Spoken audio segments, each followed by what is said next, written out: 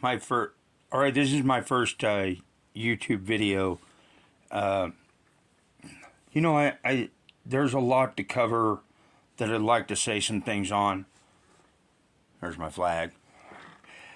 Uh, what I've really noticed in current times is that, unfortunately, our military seems to be focused on, oh, I don't know, adding more moving parts and toys to already good platforms. Uh, they're doing it to the A10 to extend its lifespan when it's already a perfect platform, to be quite honest with you. And this whole thing with the Abrams, well, let's cut to the chase here. All of our electronic toys become null and, frankly, non-functional if the electronics are compromised by, I don't know, an EMP. And then what? Then what? Hmm? I mean, aircraft won't turn on, tanks won't turn on. I mean, basically, it's a fixed bayonets, and you're down to rifles. And, well, I mean, provided our troops even know how to do this anymore, uh, mirrors or couriers. I mean, for communications. I mean, you're talking about any laser system, anything that's guided by an electronic system, it's out.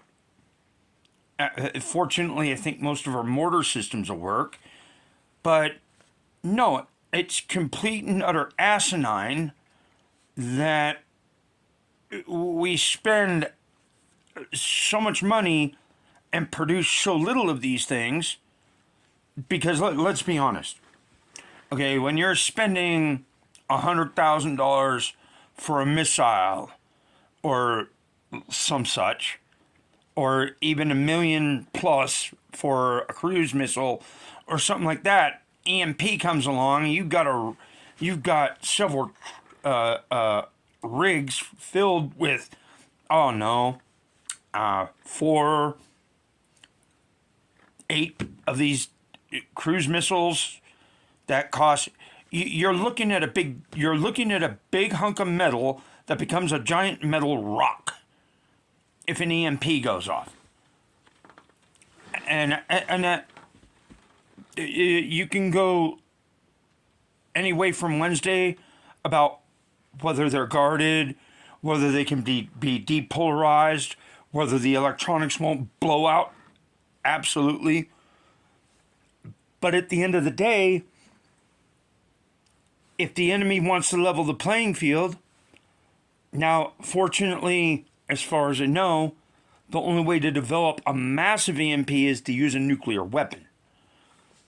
There are other ways. You can use direct energy weapons for in an electromagnetic pulse situation, but that's a very limited range. But if you're talking about an EMP burst, that's it. Your electronics are done.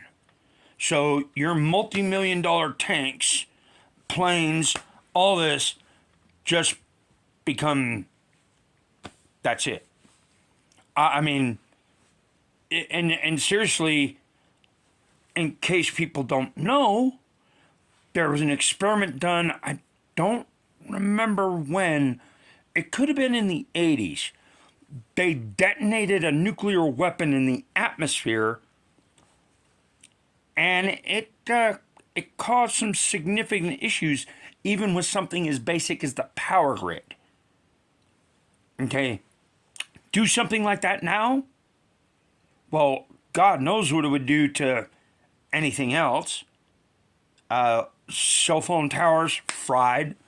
Your cell phones fried within the area of effect. And depending on the temperament of the ionosphere, it could be pretty far-reaching. I'm